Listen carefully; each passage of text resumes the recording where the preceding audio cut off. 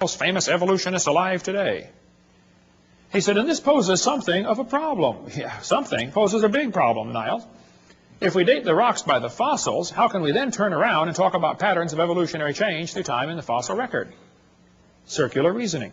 This guy said the rocks do date the fossils, but the fossils date the rocks more accurately. I think the cheese done fell out of his sandwich. That's what I think. Okay, he's a few fries short of a Happy Meal. It's based on circular reasoning. Okay, this guy said the charge of circular reasoning can be handled several ways.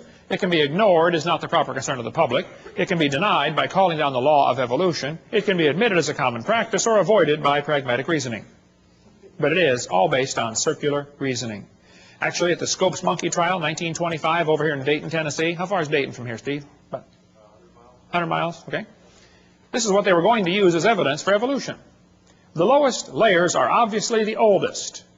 Page 275 of the court transcript. No, the oldest layers are not obviously the oldest. Did you know in still water, sediment layers settle out, the bottom one first, and then the second one, and then the third one? That's correct. But in moving water, you can get 5 or 6 or 10 layers to form simultaneously. They form from one end and travel across. So it's possible to have a fossil on the bottom that is younger than a fossil on top, if it's moving water. There's a great video tape called Experiments in Stratification. It covers all that if you want more on that. Or get our video number 6. We'll get more of that later. I like to ask evolutionists, I say, guys, your geologic column contains limestone quite a few places. If I handed you a piece of limestone, how would you know if it's 100 million year old Jurassic limestone or 600 million year old Cambrian limestone? I mean, exactly what's the difference? They'd say, well, the only way to tell the difference is by the index fossils. That's precisely my point. They date the layers by the fossils. This textbook shows the kids a trilobite. And it says, boys and girls, trilobites make good index fossils. If a trilobite is found in a rock layer, the rock layer probably formed 500 to 600 million years ago. I don't think so. Somebody found a human shoe print where the guy with a shoe on had stepped on and smashed a trilobite. They asked evolutionists all over, how on earth could a human step on a trilobite? If trilobites lived 500 million years ago and man didn't get here till, 3 million years ago, and they didn't start wearing shoes till 10,000 years ago, how could a human step on a trilobite? One atheist said, well, it's obviously. The only answer would be that aliens visited the planet 500 million years ago. Oh, them aliens will do it every time. Another guy said, well, maybe there was a large trilobite shaped like a shoe that fell on a small one. Now, there are some big trilobites, okay, but I don't think they're shaped like a shoe. Actually, the trilobite has the most complicated eyeball ever. Trilobite eyes are unbelievable. And this is one of the first creatures to evolve, and it already has the most complex eye, just the eye is one of the most complex features you could have. Now, trilobites are not index fossils for anything, okay? There are all kinds of different types of trilobites, and there probably are some still alive today.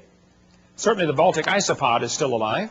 A guy sent me a couple weeks ago, about a couple months ago, I guess, a whole jar full of trilobites from the Prudhoe Bay water treatment plant up there for the oil factory they've got, oil refining rig. When they arrived in Pensacola, Florida, they were still alive in the jar. But I don't know how to keep a trilobite alive. I mean, you give it mouth to what, some resuscitation, but they all died, but we got them in our museum there. Somebody just sent me a large one that they got down in the Caribbean, about this big. It's in our museum, and it was frozen. They said, yeah, I pulled it off the rock myself down in the Caribbean. Still alive. They call it some kind of roach. Roach, it looks like a big trilobite. This textbook shows the kids a graptolite. It says, boys and girls, this is 410 million years old. I don't think so. Graptolites were found still alive in the South Pacific 10 years ago. So if you find graptolite, you can't use that as an index fossil for any age rock, okay? They tell the kids in school the lobe-finned fish is the index fossil for Devonian, 325 million years old. See that short leg, boys and girls? He's got a little bitty leg and then the fin. See, that proves he's evolving from a leg to a fin. No, that's a lie. The lobe-finned fish are still alive today. They're swimming around the Indian Ocean. And when they caught the first one in 1938, the scientists looked at it and said, wow, would you look at that? They survived for 325 million years. It never dawned on them once to question the geologic column. That thought never crossed their brain. You don't question the geologic column. It is holy and sacred. You just have to say it survived for 325 million years. It's in the textbooks today. And they still say it's the index fossil for 325 million year old rock, even though they know they're swimming around the ocean.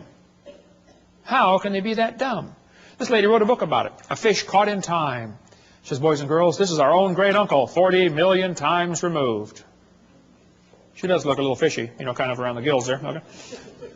You're going to be told that dinosaurs are index fossils for the Jurassic period, 70 million, or Cretaceous, 70 million years ago. That's baloney. Dinosaur bones were found here recently that had blood cells still in them. How long are the blood cells going to last? Here's soft tissue found with dinosaur bones, still flexible, soft tissue, in March of 2005. Here's fossilized human hands found in the same rock strata as dinosaur bones. Now, they tell you the layers are different ages. That's simply baloney, okay? Now, Charlie Darwin didn't like round numbers, so he said the Wealden deposits are 306,662,400 years old. How could he possibly know such a thing? Okay? All over the world, petrified trees are found standing up, connecting these different rock layers. Petrified trees standing up. Now, how long does a dead tree stand up around here before it falls down? 5 years, maybe 10 years? 5 million? Oh, no, not 5 million, that's for sure, right? But yet petrified trees in the vertical position are found all over the planet. I'll just flash through some pictures real quick here. There are all kinds of petrified trees found standing up. And they're running through multiple layers, and the kids are being taught the layers are different ages, and yet here's one tree connecting them all. I'm having a hard time believing these layers are different ages. That's what I'm having.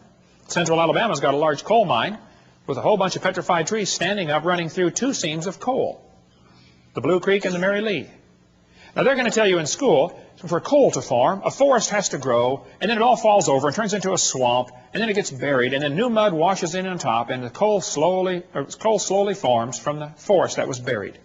And then thousands of years later, another forest grows on top, and a whole new layer of coal formed. So if you find 2 layers of coal, oh, that took thousands of years. That's what they'll tell you in school. That's simply baloney. We'll cover more on coal formation on video 6, but if you look at the samples of trees found in this coal mine, you look at sample A, B, C, D, E, F, G, I mean, any freshman law student could tell you, hey, folks, I think I can prove these 2 coal formations formed at the same time, very quickly, within a few weeks or months of each other, that's for sure, probably during the flood in the days of Noah. We'll cover more on that on video 6. In Cookeville, Tennessee. How far is Cookeville from here? 100 miles? What's that? 150 miles.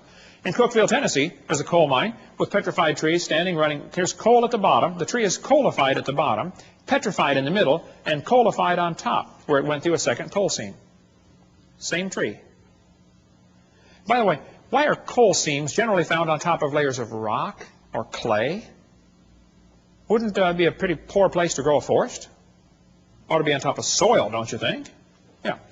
Polystrate fossils are found all over the world. In Joggins, Nova Scotia, there are dozens of petrified trees standing up, connecting different rock layers. Scientists go up there and look at them and just say, wow, that's curious. No, it's more than curious. It's devastating to your teaching that the layers are different ages. There's a brochure you can get from our bookstore. It's $2. It's got 30-some color pictures of petrified trees in the vertical position. Occasionally, the petrified trees are found upside down, running through many rock layers. Now we really got a problem. I've thought about this till my brain hurts. The evolutionists have 2 ways to solve this. They can say, well, Hovind, you know, the trees stood upright for millions of years while the layers formed around them. Or the trees grew through hundreds of feet of solid rock looking for sunlight. There's a third way to look at it. You know, maybe they were all buried in a big flood. How fast was that calf going? Keep that thought in mind, okay? Mount St. Helens blew thousands of trees into Spirit Lake. Lots of those trees are stuck in the mud at the bottom of Spirit Lake. They're going to petrify in the standing position. More on video 6 about that. It doesn't take long for things to petrify. Here's petrified firewood. The guy chopped on it before it turned to stone. There's mummified dogs stuck in a tree.